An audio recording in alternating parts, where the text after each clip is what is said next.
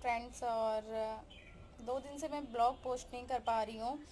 और मेरे जो पेंडिंग के ब्लॉग अभी तक पड़े हैं उनको भी मैंने एडिट नहीं किया। सोच रही थी कि मैं एडिट करके आप लोगों तक पहुँचा दूँ, बट मैं वो भी नहीं कर पा रही हूँ। और क्योंकि अंदर से इच्छा नहीं हो रही है, मन नहीं हो रही है।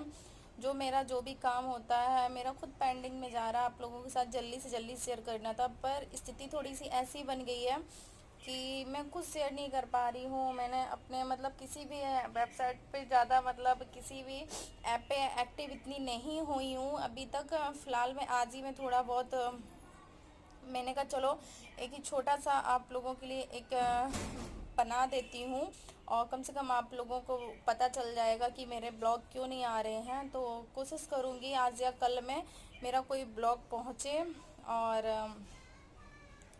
और ये ब्लॉग एक्चुअली हम ना, क्या मैं कहना चाह रही थी, 2 दिन से मैं लाइव कर रही थी कंटिन्यू आप लोगों के लिए। एक दिन सिर्फ नॉर्मल लाइव करी तब कोई नहीं आया था, फिर एक दिन लाइव करी है, मुझे उससे कोई बेनिफिट नहीं है। काफ़ी सा यार, कैसे कैसे इंसान हो तुम लोग, ये इस चीज़ को अच्छे से सोच सकते हो, इस चीज़ को अच्छे से आप लोग सोच सकते हो कि मतलब हद मचा के रखिए कि मैं लाइव किसके लिए कर रही थी।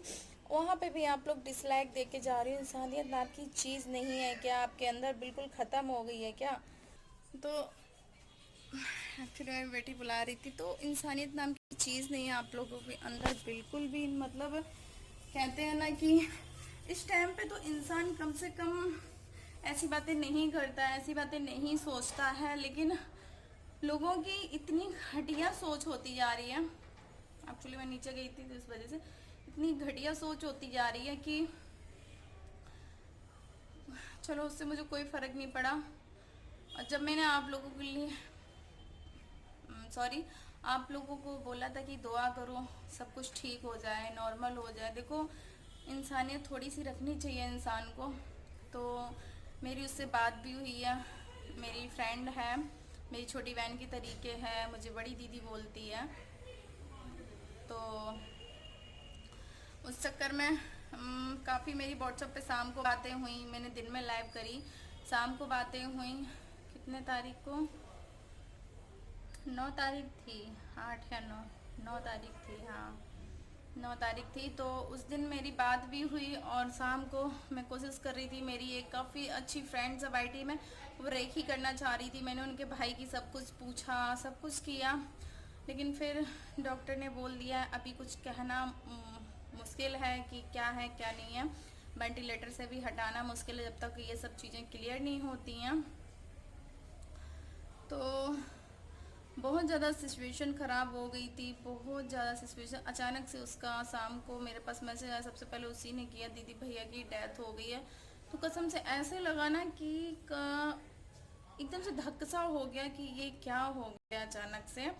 मतलब कहते ना, मैं चलो थोड़ा बहुत जानती भी हूँ, तो मुझे अजीब लगा, सुनने में ही अजीब लगा। और मेरे जो मतलब कहते हैं ना फ्रेंड, उनमें से उनको पता चला, वो लोग जानते भी नहीं है उनके बारे में, उनके तक आंखों में आंसू थे। वो कह रहे थे भगवान क्या हो गया है। अभी मतलब शादी के 1 साल हुआ था, और एक भाई उसका दिसंबर में ख़त्म हुआ था, ऐसी 14 दिसंबर को। और एक भाई ये ख़त्म हो गया, बहुत ही अच्छी पोस्ट पे थे, पुलिस में थे, सब कुछ थे। अचानक से पता नहीं क्या हो गया कि जिसके माँ बाप अभी जिंदा हों और बेटों को ऐसी इस हालत में देखें, तो कितना यार उनका दिल फट रहा होगा। क्या है, एक अकेली बहन है जिसकी शादी नहीं हुई है, और 2 भाई हैं, दोनों भाई इस दुनिया से चले गए। भगवान इतना क्यों मतलब किसी के साथ बुरा कर देते हैं, समझ में नहीं आता है। सच बता रहे ना, ऐसा ही जब काम होते हैं ना तो भगवान से भी विश्वास उठ जाता है। उसका तो बिल्कुल भगवान से विश्वास उठ चुका है। वो मतलब मुझसे पूछ रही, मैं उसके हाल चाल ले रही हूँ, मुझसे कह रही दीदी अब भगवान पे बिल्कुल भरोसा नहीं है, सब खत्म हो गया, मेरे 2 भाई खत्म हो गए हैं। घर में कितना अजीब लग रहा, खुद से सोचो, एक बार आंखें बंद करके सोचो कि यार कैसे उसका घर मतलब एकदम से अजीब सा हो रखा है। तो ये चीज़ आप लोगों को सोचनी चाहिए, समझनी चाहिए कि क्या बोल रहे हो क्या नहीं। तो मैंने कहा छोटा सा मैं आप लोगों तक बहुत ही जानकारी दे देती हूँ, इसके बाद ही हमारे ब्लॉग आएंगे। इस वजह से मैं थोड़ा सा माइंड नहीं कर रहा था अंदर से, कोई भी ब्लॉग मैंने शूट नहीं किए थे अभी तक और कुछ नहीं किया था। बहुत अजीब लग रहा है और मैं ज़्यादा बात नहीं कर पाऊँगी, ज़्यादा नहीं कर आप लोगों से कुछ कह भी नहीं पाऊँगी, कोई डिस्कशन भी नहीं कर पाऊँगी किसी भी तरह का।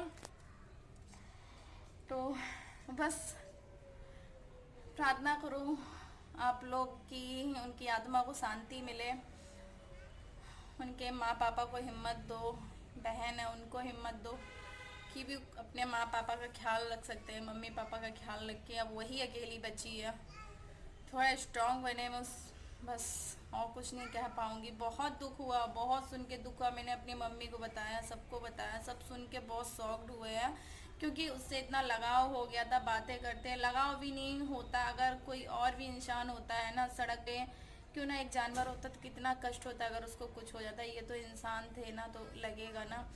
तो ये सारी चीज़ें हो जाती हैं। बहुत ज़्यादा हालत ख़राब हो गई थी, सुन के समझ में नहीं आया। तो चलो अब मेरे ब्लॉग आएंगे। बहुत पेंडिंग के भी एक दो ब्लॉग पड़े हैं, एक दो मैं और तो उनको पहले आप लोगों तक भेज दूंगी, फिर आगे कोई शूट करूंगी। अभी कुछ शूट नहीं किया है मैंने, सो